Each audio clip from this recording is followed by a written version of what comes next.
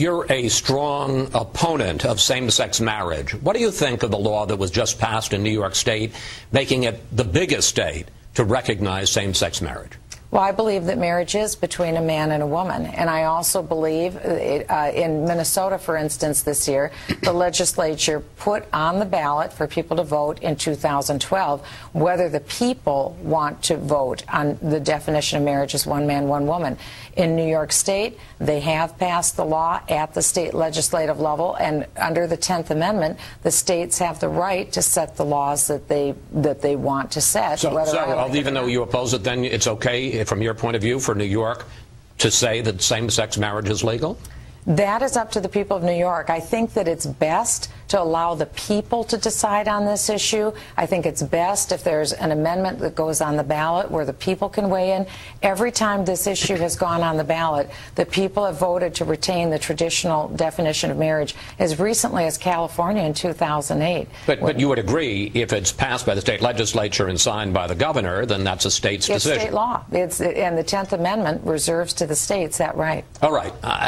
I want to follow up on that because I'm confused by your position on this. Here's what you said in the New Hampshire debate. Let's put it up. I do support a constitutional amendment on marriage between a man and a woman, but I would not be going into the states to overturn their state law.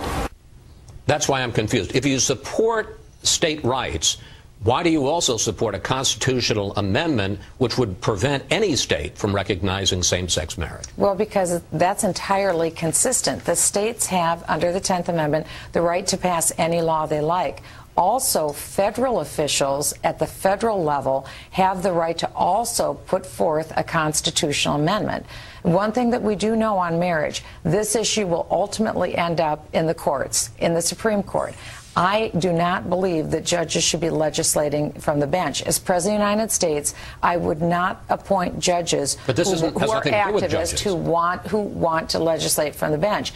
Under the federal government, again, federal representatives can put forward a federal constitutional amendment because ultimately, with states having various laws, the federal government will most likely my point is this.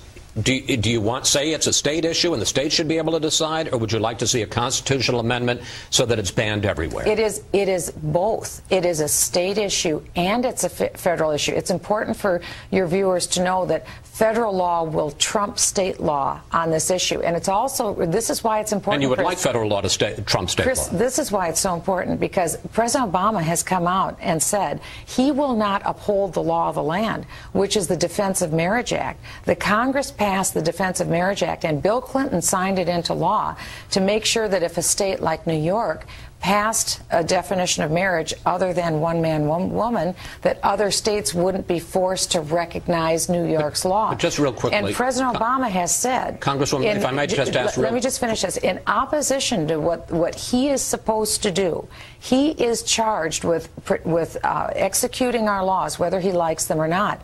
That's why this is so crucial. That's why I think you may see, again, a rise at the federal government level for a call for the federal constitutional amendment, because people want to make sure that this definition of marriage remains secure, because after all, the family is the fundamental unit of government. So, just briefly, you would support a constitutional amendment that would overturn the New York state law? Yes, I would. I would. That is not inconsistent, because the states have the right under the 10th Amendment to do what they'd like to do, but the federal government also has the right to pass a federal constitutional amendment. It's a high hurdle. As you know, we only have 27 amendments to the federal Constitution. It's very difficult, but certainly it will either go to the courts or the people's representatives at the federal level.